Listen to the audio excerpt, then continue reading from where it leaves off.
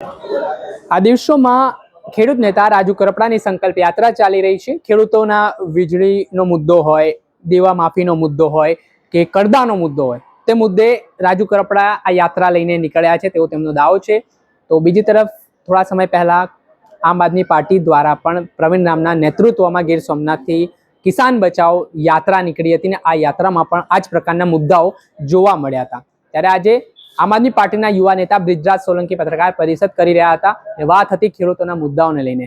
રાજુ કરપડા જે લડત ચલાવી રહ્યા છે, શું બ્રિજરાજ સોલંકી તેમની સભામાં, તેમની રેલીમાં જોડાવાના છે? ખેડૂતો મુદ્દે તેઓ આ લડતમાં રાજુ કરપડાનો સાથ આપવાના છે, તે મુદ્દે બ્રિજરાજ સોલંકીએ શું કહ્યું તે સાંભળો। છેલ્લા અનેક વર્ષોમાં આપણે ગુજરાત નહીં પરંતુ સમગ્ર ભારત દેશમાં જોયું છે કે ભારતીય જનતા પાર્ટી શામ દામ દંડની નીતિ અપનાવે છે। અનેક જાતના તાઇફાઓ કરે છે, પ્રયત્નો કરે છે, લોકોને તોડવાની કોશિશ કરે છે, લાલચ આપીને, ટિકિટો આપીને, હોદ્દા આપીને આમ આદમી પાર્ટી હોય કે કોઈ પણ વિપક્ષી પાર્ટી હોય એના નેતાઓને તોડીને એ સરકાર બનાવવા માંગે છે। પરંતુ હું 100% એવું માનું છું કે કોઈ પણ ગુજરાતની અંદર ખેડૂતોના હક અધિકાર અને ન્યાયની વાત કરવા માંગતું હોય તો એનું અમે એને સમર્થન કરીએ છીએ।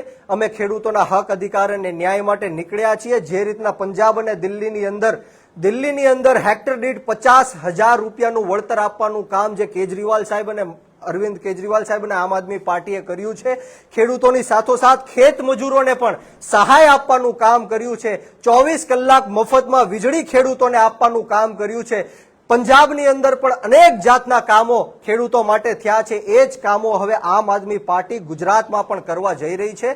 અને જો કોઈ ખેડૂતોના હક અને અધિકાર માટે લડતું હોય તો અમે એને સમર્થન કરીએ છીએ। અમારે કોઈ રાજનીતિ નથી કરવી, અમે તો બસ ખેડૂતોનું ભલું ઈચ્છવા માટે આવ્યા છીએ। ગુજરાતના 54 લાખ ખેડૂતોનું દેવું કઈ રીતના માફ થાય, ખેતરે ખેતરે સિંચાઈનું પાણી કઈ રીતના પહોંચે, MSP કાયદો કઈ રીતના બનાવવામાં આવે, લાંબા ગાળાની કૃષિ નીતિઓ કેમ બનાવવામાં આવે, 24 કલાક મફતમાં વીજળી ખેડૂતોને કેમ પ્રાપ્ત થાય, ટેકાનો ભાવ કઈ રીતના મળે, આવી યોજનાઓ થકી અમે ખેડૂતો સાથે જશું। અને જેમ તમને ખબર છે કે હજારોની સંખ્યામાં રોજે રોજ ખેડૂતો આમ આદમી પાર્ટીમાં જોડાય છે, એ અમારા માટે ગર્વની અને ખુશીની વાત છે।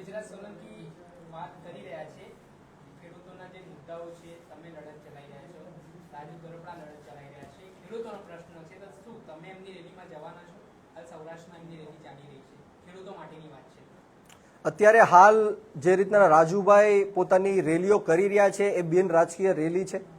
હું એક પાર્ટીનો જવાબદાર વ્યક્તિ છું અને જે રીતના આમ આદમી પાર્ટી ખેડૂતોના હક અધિકાર અને ન્યાય માટે વાત કરે છે, અમારા સાગરભાઈ રબારી હોય, ઈશુદાનભાઈ ગઢવી હોય, જે છેલ્લા અનેક વર્ષોથી ખેડૂતોના હક અધિકાર અને ન્યાયની વાત કરે છે, ને આમ આદમી પાર્ટી માત્ર એક એવી પાર્ટી છે જે અત્યારે હાલમાં ખેડૂતોની વાત કરે છે। જે રીતના તમે જોયું કે ખેડૂતોએ સુદામડા ખાતે વિશ્વાસ દેખાડ્યો, ખાતરી દેખાડી કે આવનારી જે જિલ્લા પંચાયત અને તાલુકા પંચાયતની ચૂંટણીઓ આવે છે, વિધાનસભાની ચૂંટણીઓ આવે છે, એમાં ખેડૂતો ભારે બહુમતીથી આમ આદમી પાર્ટીને સરકારમાં લાવશે અને જે કામો દિલ્હી અને પંજાબની અંદર થયા છે એ ગુજરાતમાં પણ આમ આદમી પાર્ટી કરશે।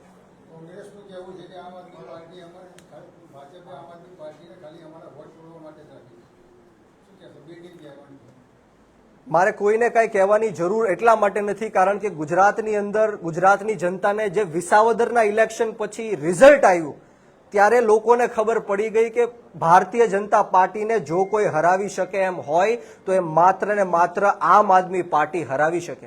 લોકોએ જોયું કે કોંગ્રેસને કેટલા મત મળ્યા, ભારતીય જનતા પાર્ટીને કેટલા મત મળ્યા। અમારા ગોપાલભાઈ ઇટાલિયાની સામે આખી ભારતીય જનતા પાર્ટીની ફોજ ઉતારવી દેવામાં આવી। મુખ્યમંત્રી આવ્યા, ગૃહમંત્રી આવ્યા, હજારો કરોડો રૂપિયાનો દારૂ પીવડાવ્યો, પૈસાઓ વેચ્યા, બુટલેગરો આવ્યા, માફિયાઓ આવ્યા, છતાં પણ આમ આદમી પાર્ટીના 10-12 જુવાનડાઓએ થઈને આ ભાજપને ધૂળ ચાટતી કરી દીધી।